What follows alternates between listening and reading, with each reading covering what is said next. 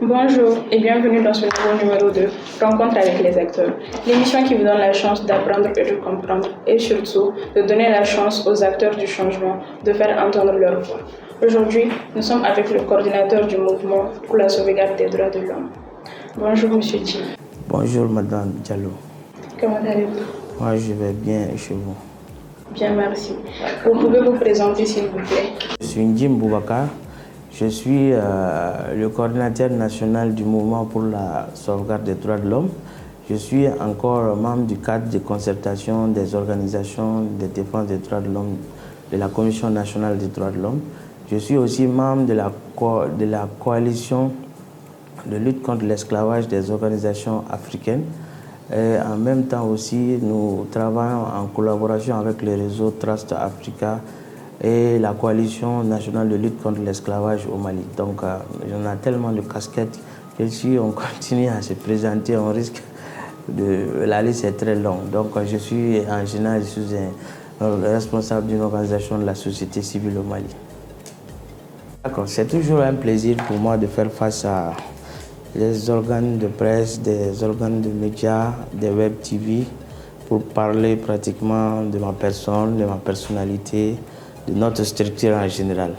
Moi, je suis un jeune comme vous aussi. Je suis responsable d'une organisation de la société civile, l'organisation qui se nomme Mouvement pour la sauvegarde des droits de l'homme, qui a pratiquement pour vocation de réduire et diminuer toute forme de violation des droits de l'homme sur toute l'étendue du territoire malien. C'est ça l'autre objectif spécifique, c'est-à-dire, les objectifs généraux. Dans les objectifs spécifiques, nous avons la lutte contre l'excision, la lutte contre l'esclavage sous toutes ses formes, c'est-à-dire nous avons aussi comme objectif de mener des activités de sensibilisation, d'information, de communication et de dénonciation quand il s'agit de promotion et de respect des droits humains.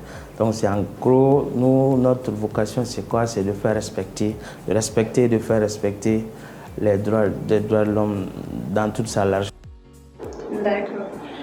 D'où vous êtes venu l'idée de créer le MSDH? D'accord, ça c'est une très belle question parce que vous savez, le MSDH c'est quoi? C'est une organisation de défense des droits de l'homme. Pour moi, à un certain moment, j'ai eu pratiquement des difficultés personnelles liées à mes activités d'antan. Donc, j'ai compris, j'ai senti en moi que j'ai été lésé dans la recherche de mes droits. Donc, j'ai dit, mais pourquoi les gens me disent, oui, ça c'est ton droit, ça ce n'est pas ton droit. Donc, l'idée est sortie de là. Il y a eu tellement de violations des droits de l'homme que j'ai vécu, que ma famille aussi a vécu, que mes proches ont vécu. J'ai dit, mais pourquoi ne pas accentuer mes recherches sur comment faire respecter les droits de l'homme en général. Donc, l'idée est sortie de ça et pratiquement c'est quelque chose aujourd'hui qui me va à merveille. J'ai compris beaucoup de choses et j'ai appris beaucoup de choses à travers cette activité. D'accord, merci. Nous avons vu récemment que vous avez initié un programme de 30 ambassadeurs. Vous pouvez un peu nous expliquer le concept et puis le rôle des ambassadeurs? Oui, en fait, l'idée, comme je l'ai dit lors du lancement de la cérémonie de ces 30 ambassadeurs, l'idée c'est quoi? C'est de faire passer les messages de sensibilisation, de respect, de promotion des droits de l'homme aux jeunes. Vous savez, nous, ça fait pratiquement des années que nous sommes là-dedans. Et donc, on a mûri l'idée de faire apprendre des jeunes générations pour, à leur tour aussi, de faire apprendre à la population c'est quoi les droits de l'homme, comment les faire respecter, comment les faire promouvoir et quand est-ce qu'il s'agit de réagir quand il s'agit de violation des droits de l'homme.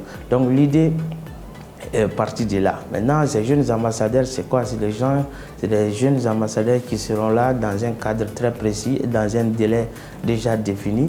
Ils seront là pour faire véhiculer les messages de sensibilisation, les messages d'information, de communication du mouvement pour la sauvegarde des droits de l'homme, en vue de faire, de promouvoir encore davantage le respect des droits humains sur toute l'étendue du territoire national. Donc, nous, ces ambassadeurs vont nous servir de relais Donc nous aussi, on va les outiller, tout ce qui est renforcement de capacité, tout ce qui est sensibilisation, tout ce qui est plan d'élaboration des termes de référence et tout ce qui découle de la Charte universelle des droits de l'homme. Donc nous, on les a outillés maintenant et dans un délai précis, ils seront là pour nous aider à véhiculer nos messages de sensibilisation.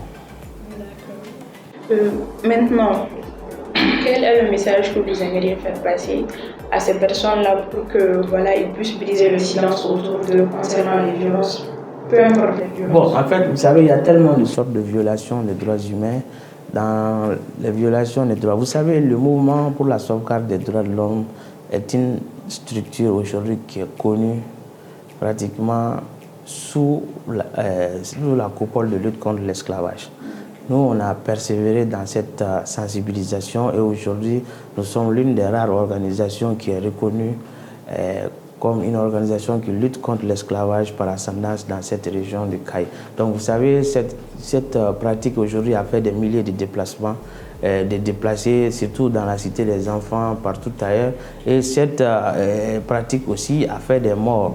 Donc, aujourd'hui, nous remercions le ministre de la Justice qui est en train de prendre ces dossiers à bras le corps. Il y a eu des arrestations dernièrement, il y a eu 30 personnes qui ont été incarcérées par le 3e cabinet du tribunal de grande instance du Caille. Et le ministre de la Justice a fait deux circulaires. Une circulaire demandant une instruction ferme aux procureurs généraux, une autre circulaire parlant de l'évaluation de la première circulaire. Donc nous sommes connus pratiquement nous avons comme objectif principal la lutte contre l'esclavage, on est connu pour ça. Mais à part ça, nous menons aussi des activités qui font de la lutte contre les violences basées sur le genre notre credo, et la lutte contre l'excision. Et puis nous faisons aussi des sensibilisations des gens qui sont en conflit avec la loi, c'est-à-dire des personnes en prison. Donc nous avons beaucoup d'activités. Maintenant, je crois qu'au fur et à mesure, on fera la part des choses. D'accord. L'émission arrive bientôt à sa fin. Quel est le message que vous aimeriez faire passer à ceux qui vous regardent? Oui, le message, moi je m'adresse toujours aux jeunes, parce que vous savez, je suis jeune comme vous, comme je l'avais dit. Les jeunes doivent avoir pratiquement le courage d'essayer de sauvegarder leur dignité, leur devoir, tout en essayant d'apprendre, aller à la formation, essayer de faire des recherches.